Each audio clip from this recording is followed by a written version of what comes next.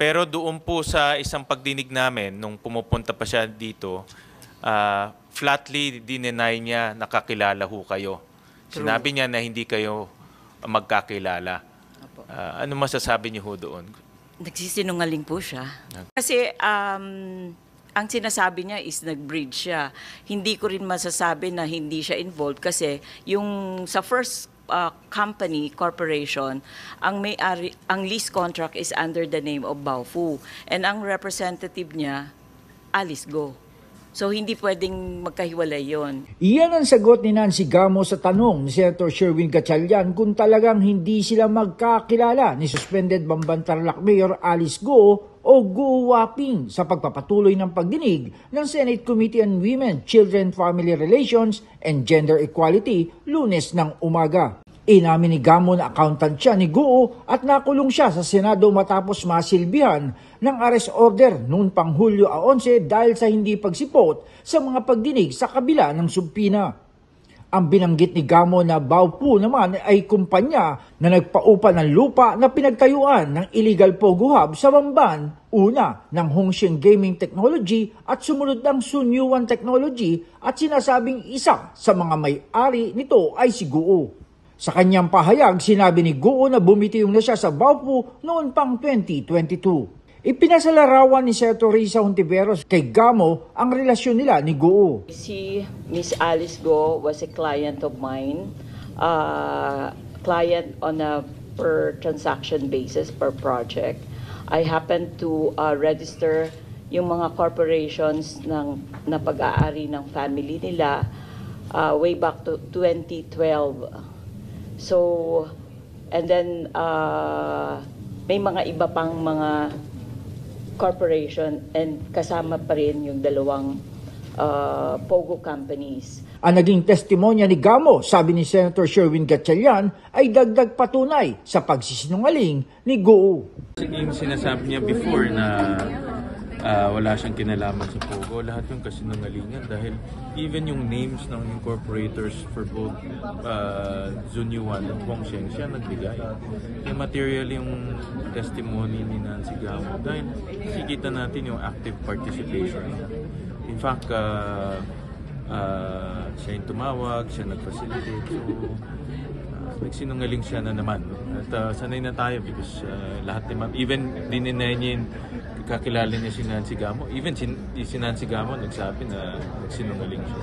Muling hindi nagpakita si Go kaya't si Senate President Pro Tempore Jingo Estrada hindi na naitago ang labis na pagkapikon sa patuloy na pambabastos ng suspendidong alkalde sa komite. Allow me to remind her that jurisprudence has repeatedly declared that flight is an indication of guilt. The Supreme Court has said that the flight of an accused, in the absence of a credible explanation, would be a circumstance from which an inference of guilt may be established for a truly innocent person would normally grasp the first available opportunity to defend himself and to assert his innocence. And despite repeated demands and a dangling warrant of arrest from the Senate, she remained elusive. This is the height of disrespect against this august chamber. The evidence against Mayor Alice Go is overwhelming, and she should have, at the very least, show up to this hearing and answer or debunk all the allegations. Muling pinatiyak ni Estrada sa Bureau of Immigration na nasa bansa pa si Go at binalaan din niya ang NBI na maaring makaapekto sa kanilang pondo sa susunod na taon ang kabiguan nilang mahanap si Go. Based po sa records namin kaninang umaga, nandito pa po si Alice Go at saka yung Go Waping. So how can you monitor it? Nang nakaalis? May mga immigration officers po sa mga iba't ibang subports at seaports. Even sa mga maliliit na airports natin, meron? Basta Na po hindi naman international airport?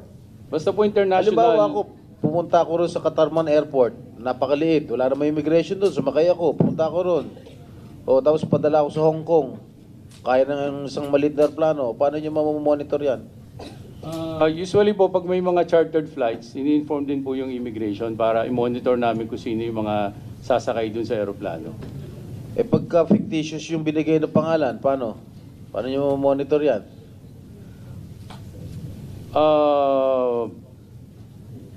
Na-check naman po namin. Wala ba kayong Cybercrime. lead? Nasaan Mr. siya? Chair, we were informed that by our assets as of prior to the issuance of the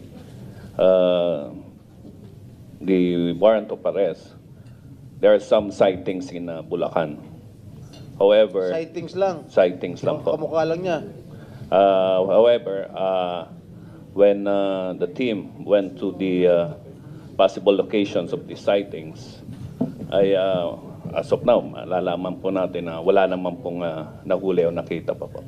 Mr. Chair, Madam Kailan Chair. nyo mapapangako sa committee ito kung kailan nyo mahuli yan? We will try our best, Madam Chair, to issue to serve the warrant of arrest soonest, and we will submit a report to this effect. If you cannot arrest her within a month, baka maapekto ng budget ninyo. Nagtalaga na ang pambansang pulisya ng isang dedicated tracker team na ang tanging misyon ay hanapin at areston si Guo kasama ang 5 miyembro ng kanyang pamilya. Jan Escosio, Radyo Inquirer Online, bayang nagtatanong, mamaya nag-uusisa.